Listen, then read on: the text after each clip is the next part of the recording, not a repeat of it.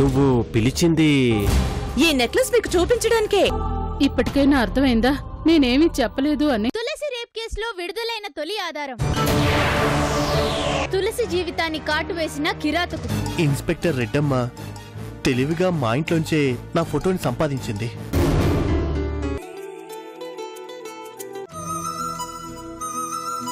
మనసు మమతలతో మెరిసే మనుషులతో కలిసే ప్రతి జన్మ ధన్యమే.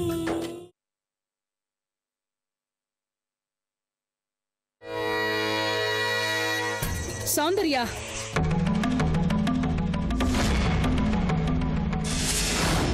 రామ్మా కూర్చో.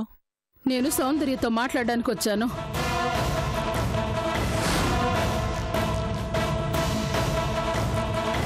సౌందర్య, కావాలనే నువ్వు నా అల్లుడికి దూరమయ్యావు. విడాకులు తీసుకుని విడిపోయావు. ఎవరి బతుకులు వాళ్ళు బతుకుతున్నారు. నా కూతురు సూర్యని పెళ్లి చేసుకున్న కృష్ణ ఇప్పుడిప్పుడే సంతోషంగా ఉంటే పానకంలో పుడకలాగా మధ్యలో నువ్వేంటే? అంటే వరసలొద్దు, వాస్తవాలు మాత్రమే చెప్పు.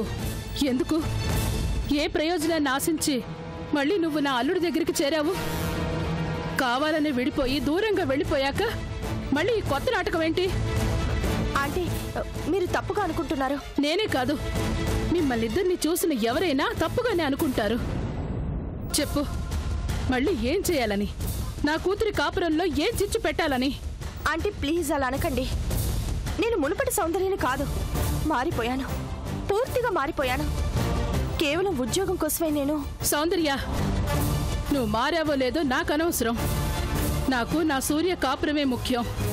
నీ రాక నా కూతురి జీవితంలో మళ్ళీ కల్లోలాన్ని రేపితే మాత్రం ఇంతకు ముందులాగా ఊరుకోను.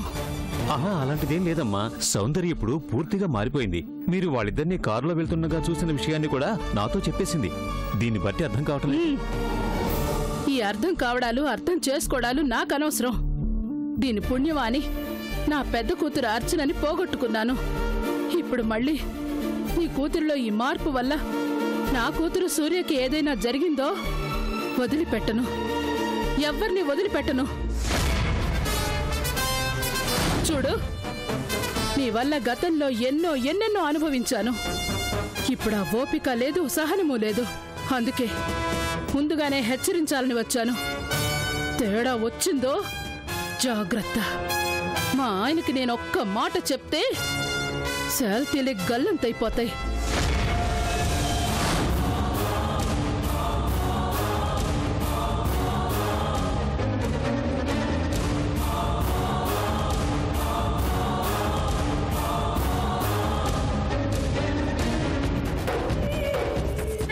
గాలి వీచి పువ్వుల తీగ నేలవాలిపోగా, గాలి వీచి పువ్వుల తీగ నేలవాలిపోగా, జాలి వీడి అటులే దాని వదలివైతువా. ఓ చేరదీసి నీరు పోసి చిగురించనీయవా. కలకానిది విలువైనది బ్రతుకు కన్నీటి ధారలలోనే బలి చేయకు.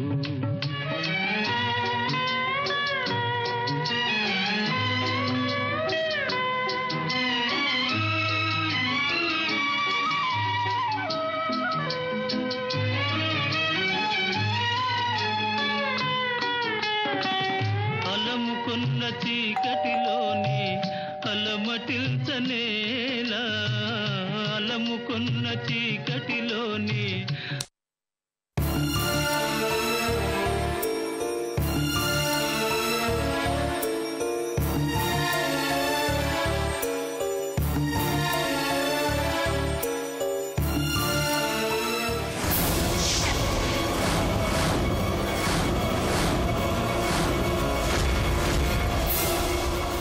ఎవరు కావాలి? నా కూతురు. నీ కూతురా? ఎప్పుడో చచ్చింది కదా. ఇన్స్పెక్టర్ అమ్మా. మిస్టర్ వెంకట్రావు, లేని కూతురు కోసం వెతుక్కుంటూ వచ్చావా? అవును, వచ్చాను. నా కూతుర్ని నాతో తీసుకెళ్ళడానికే వచ్చాను. మళ్ళీ అదే మాట. ఎవరు నీ కూతురు?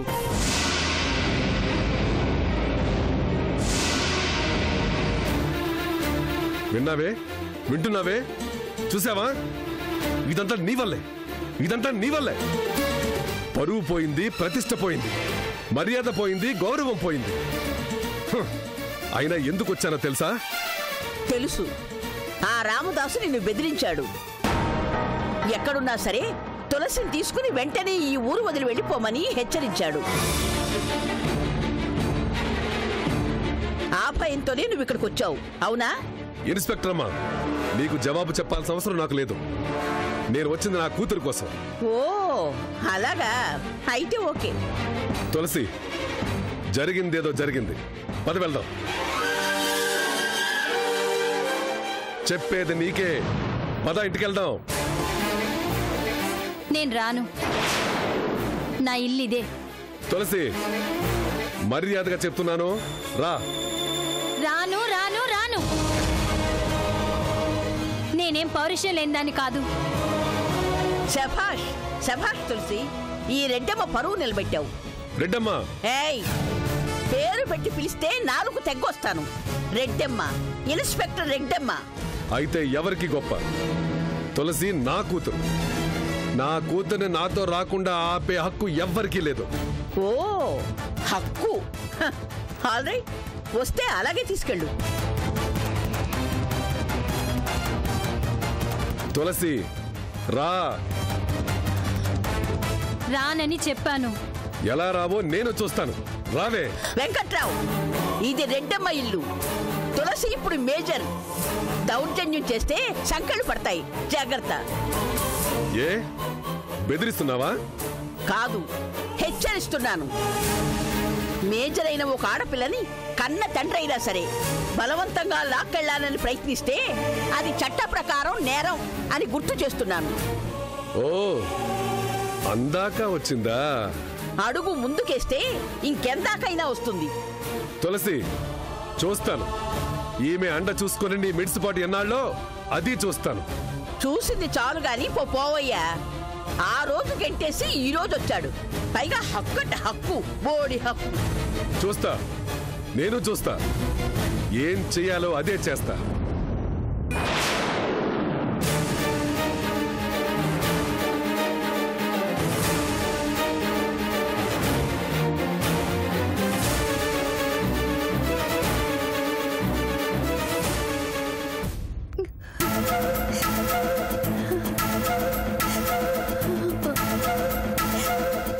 తులసి, చూసారా ఆంటీ, నాన్న. ఊరుకోమ్మా, కన్న తండ్రి అయినా మగాడే కదమ్మా. అంతే, నువ్వు బాధపడకు.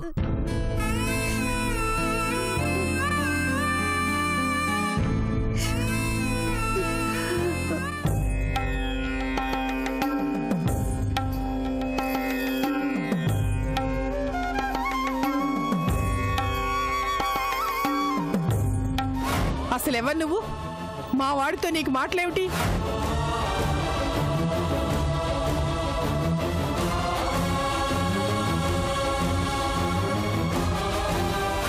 ఎవరు?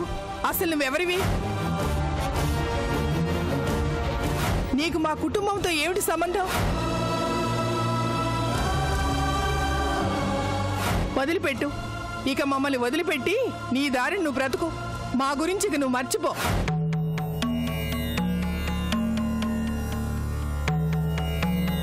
ఎందుకు నేను వీళ్ళకి భయపడాలి?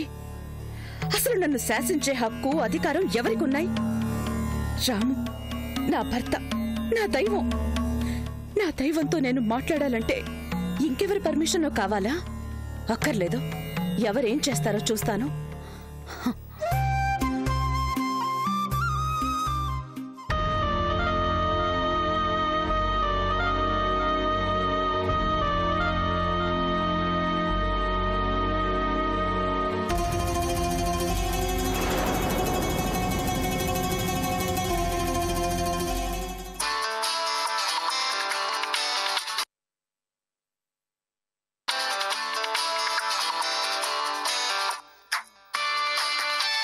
పెద్దాడా, నీ మొబైల్ మోగుతుంది చూడు.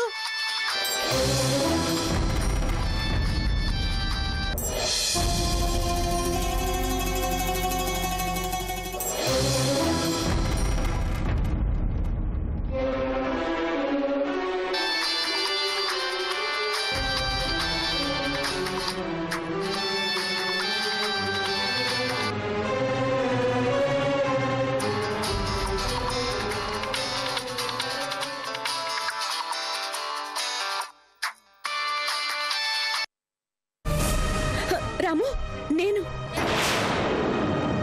నిన్ను కలవాలి. అర్జెంటుగా నీతో మాట్లాడాలి. అటు మీ ఇంట్లో వాళ్ళు, ఇటు మా ఇంట్లో వాళ్ళు నన్ను కట్టడి చేస్తున్నారు. అర్థం లేని ఆంక్షలు పెట్టి నా మనసుని తూట్లు పొడుస్తున్నారు. అందుకే ఇక లాభం లేదని ఉండబట్టలేక ఫోన్ చేస్తున్నాను. నేను నీతో చాలా చెప్పుకోవాలి. మనసులో బాధని, నా గుండెల్లో ఆవేదనని నీతో చెప్పుకోవాలి రాము. ఏమిటా బాధ? ఏమిటా ఆవేదన? పెళ్ళి భర్తతో ఉన్న ఆడదానివి, ఓ బిడ్డకు తల్లివి. ఇలా మాట్లాడడానికి నీకు సిగ్గనిపించడం లేదు? అయినా నీకు నా కొడుకుతో ఏం పని? వాడెవరు, నువ్వెవరు? నీ పుణ్యమాని వాడికి జరిగిన అవమానం చాలు. ఇంకా ఏం మిగిలిపోయిందని కొత్త నాటకం ఆడుతున్నావు? చిచ్చి, మంచి మనిషికి ఒక మాట, మంచి గొడ్డుకొక దెబ్బ అన్నారు. నేను ఆ రోజే అంతా చెప్పాక కూడా మళ్ళీ వాడికి ఫోన్ చేస్తున్నావంటే ఏమనుకోవాలి? చూడు, ఇది నీకు పద్ధతి కాదు. ఇలా దొంగచాటుగా వాడితో మాట్లాడుతున్నావని తెలిస్తే అటు నీకు మాకు కూడా అప్రదిష్ట. అందుకే ఇంకెప్పుడు వాడికి ఫోన్ చేయకు. వాడిని కలవాలని ప్రయత్నం కూడా చేయకు. తేడా వచ్చిందో ఈ అన్నపూర్ణమ్మ భద్రకాళిగా మారుతుంది, గుర్తుంచుకో.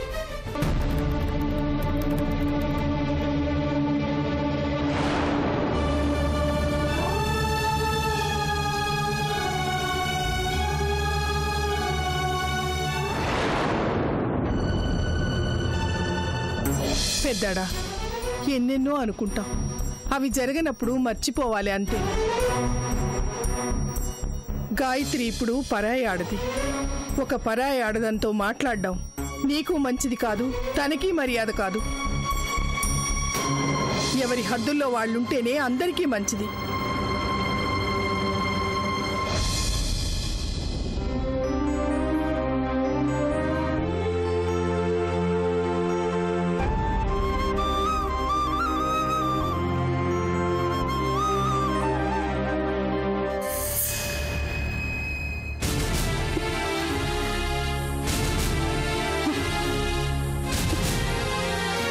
వార్నింగ్?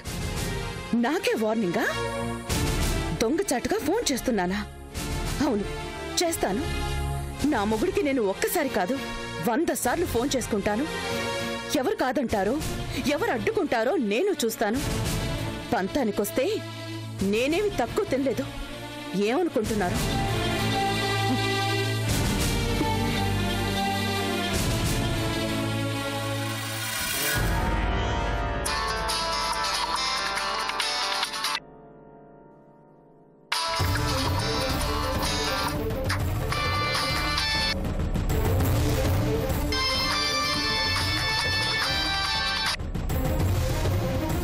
మేడం,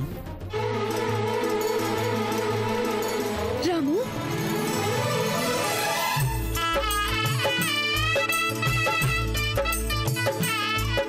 చెప్పండి మేడం. చెప్పాల్సింది నేను కాదు, నువ్వు. ఎందుకు ఎందుకు నా చుట్టూ ఎన్ని ఆంక్షలు, ఎందుకు ఎన్ని ముళ్ళ కంచెలు? నేనేం పాపం చేశానని? మేడం ప్లీజ్ చెప్పు రాము, నేను నీతో మాట్లాడకూడదా? నా కష్ట సుఖాల్ని మీతో చెప్పుకోకూడదా? ఎవరన్నారు మేడం? మీ అమ్మగారు. అందరూ నన్ను వేలెత్తి చూపిస్తున్నారు. చెప్పు రాము, ఎప్పుడైనా నేను నీతో తప్పుగా మాట్లాడానా? తప్పుగా ప్రవర్తించానా? అలా అనకండి మేడం, మీరేంటో నాకు తెలుసు. నీకు తెలుసు, కానీ వాళ్ళందరూ నన్ను అన్నన్ని మాట్లాడుతుంటే మీరు వాళ్ళెవరి మాటల్ని పట్టించుకోకండి. ఈ రాము ఎప్పటికీ మీ శ్రేయభిలాషే. మీకెప్పుడు నాతో మాట్లాడాలనిపిస్తే అప్పుడు నాతో మాట్లాడండి. నా నుంచి మీకు ఏ సహాయం కావాలన్నా నిర్మోహమాటంగా అడగండి. థ్యాంక్ యూ రాము. నాకు తెలుసు రాము. నాకు తెలుసు మేడం, మన మనసులో ఎలాంటి కల్మషం లేదు. మనం ఎవరికీ భయపడాల్సిన అవసరం కూడా లేదు. నేను మనస్ఫూర్తిగా చెప్తున్నాను, ఈ రాము అప్పుడు ఇప్పుడు ఎప్పుడు మీకు బాడీగార్డే.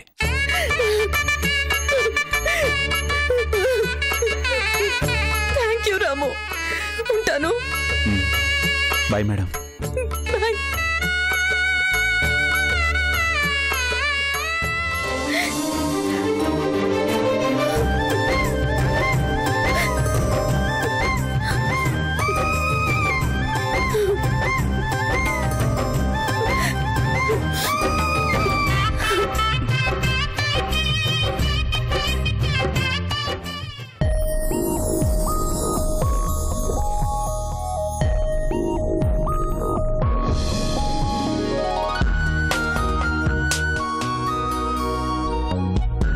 ఫ్రెండ్స్,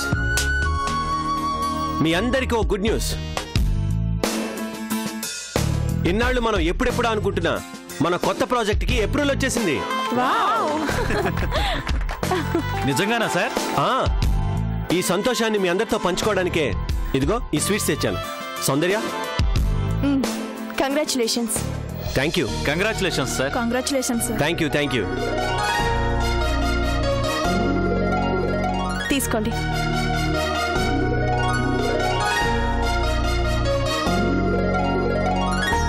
చూసారా మన సార్ ఎంత మంచివారో. మరి కృష్ణ గారంటే ఏమనుకున్నావు? స్టాఫ్ ని ఎవరైనా ఫ్రెండ్స్ అని సంబోధిస్తారా? కరెక్ట్. అదే మన సార్ గొప్పతనం. మనీ విషయంలో ఎంత స్ట్రిక్టో అభిమానం చూపించడంలో అంతే బెస్ట్.